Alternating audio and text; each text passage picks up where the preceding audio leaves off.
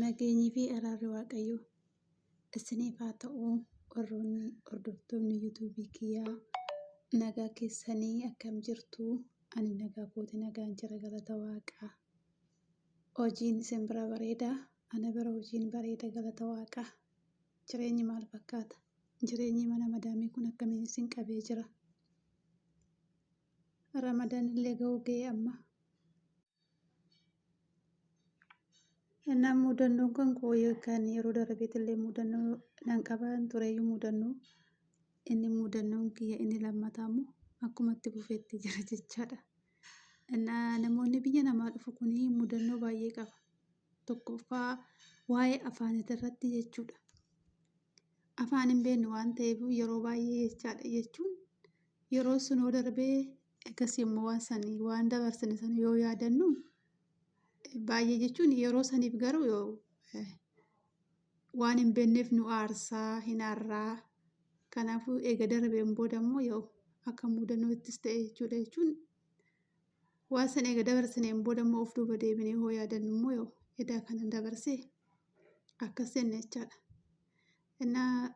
Warroonni biyya arabaa dhuftanii jirtanii akka kan kootitti mudannoo baay'ee qabaattan dhugaa mudannoo baay'ee wanta baay'ee mudannoo baay'ee qabanii kara biyya kanaa yoo nan dhufu wantoota baay'ee na mudate yoommoo namoonni akka kan kootis immoo hin dhabamtan jechuudha.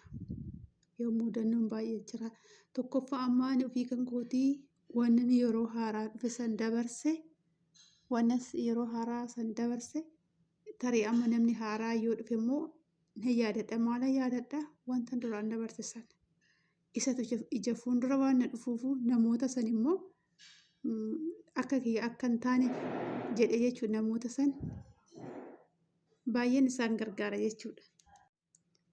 Innaan mudannoon kiyya immoo inni lammataa mudannoon kan koo inni lammataa immoo yeroon dhufu jarri na fudhatanii jaraa wajjin noon karaa mana isaanii dhufu.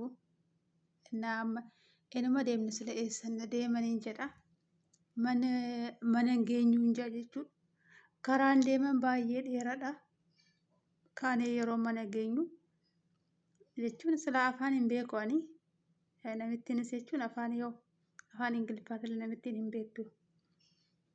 Innaa taa'inaan jettee yoo ishiin taa'inaan jettu jechuudha. Ani immoo waan dhaabbadhu naan jettu natti fakkaatee nan dhaabbadha. Saniin booda akka tarkaan natti agarsiista taa'inaan jette jechuun nan taa'e eegasii immoo xiqqoo ture jechuudha. Ka'inaan jette jechuudha. Annan taa'aa ishiin ka'inaan jette jechuun natti iyyiti. Innaa kanaafuu ani immoo hin beeku jechuudha. Kazaa ka'ee tanan nyaata midhaan naa kennan jechuudha. Midhaan naa kennanii yookaan nyaadhu naan jedhan afaan isaaniitiin nyaadhu naan jedhanii ani immoo maaliif na fuuldura godhan jennee sodaadhe immoo nyaachuu jechaadha. Nyaachuu na sodaadhe kazaa achumaan akkatti jechuudha namittiin jechuudha natti agarsiiste akkatti jechuudha yoo akka bakka akka nama afaan hin beekne jechuudha akka duudaa akka nama dubbannee akkas na agarsiiste. Innaa dhugaa jechuun yoo baay'ee nama gaarrama jechuudha yoo. Amma immoo egaa barannee egaa waan hundaa dabarsine amma garuu amma nutti fakkaatu jechuudha. Tokkoffaa afaan isaaniitillee barannee waan hundaa barannee waan hundaa hin beekne waan ta'eef iyyuu amma immoo rakkoo hin qabu jechuudha. Yeroo duraaf garuu yoo haaraaf warroota haaraaf baay'ee rakkisaadha. Innaa keessattuu dammoo warroonni ijoolleen mana keessa warra hojjetan kan jiran ijoolleen biraa warri jiran ijoolleen tokko fakkeenyaaf ijoolleen Itoophiyaa yoo jiraatanii ijoolleen tokko gaariinis hin dhabamanii badaanis hin jiran jechuudha. Yoo namni hunduyyuu garaan haadhaa buburreedha akkuma jedhame namni hunduu tokko miti. Yoo tokko gaariidha tokko immoo yoo. Innaa yooni ani dhufu jechuun ijoolleen hin jiranii intalli wayii hin jirti turte yeroo saniif ganii seerumaan taqabbalte guyyaa 2-3 booda immoo yoo. Afaan hin beeku waan ta'eef iyyuu ishiin afaan hin beekti.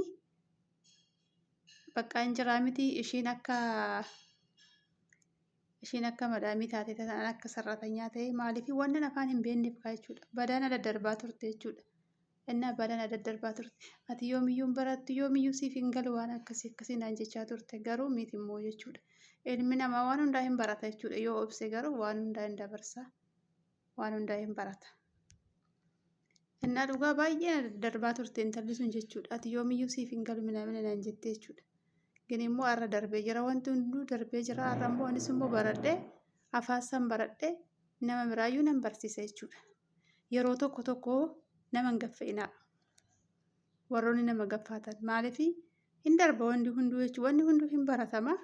Wanni hin baratamne hin jiru jechuudha. Har'a immoo anillee afaan san baradhee nama yeroo san jechuun namoonni yoo afaan ijoolleen yookaan afaan jaraa kana haasa'anii ani immoo yooman baradha jee baay'ee jechuudha afaan isaanii kana barachuudhaaf baay'ee gugguutiin qaban tureyyuu garuu immoo amma baradheen jira galata isaa jechuudha. Maaliif immoo warroonni yeroo sanii fakkeenyaaf jechuun yoo seera namatti himtan maal rakkoo qaba jechuudha. Warri beektan warra hin beekne waan amma ani waan hin beekne tokko namni biraa na barsiise dasna jechuun nan baradha. Anis immoo waan namni biraa hin beekne immoo nama biraa hoon barsiise immoo yoo shaggaadha jechuudha. Gaarii hojjechuun ufumaaf.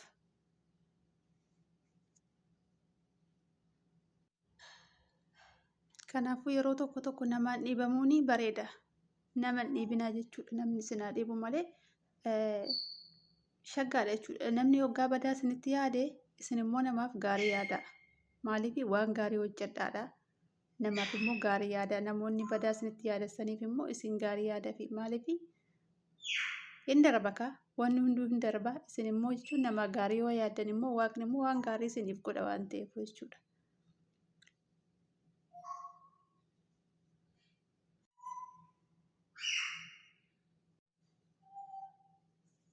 Naa jireenyi biyya ormaa kun waan baay'ee nama barsiisa.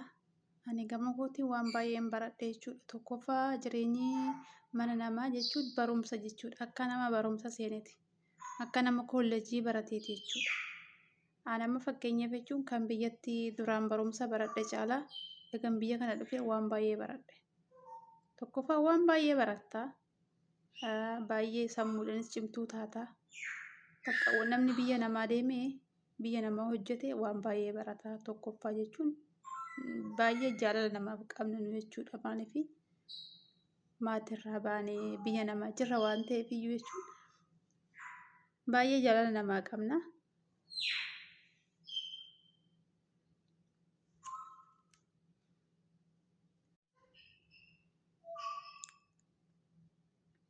Innaa guyyaa sunis darbee hunduu darbee warroonni yeroo sanii ani isin waliin hojjechaa ture.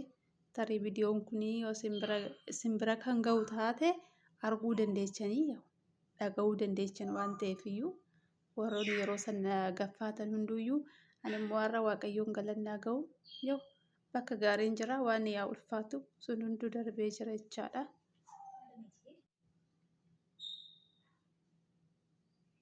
Warroonni viidiyoon kun isin bira ga'ee na jajjabeessaa haaraa waan ta'eef iyyuu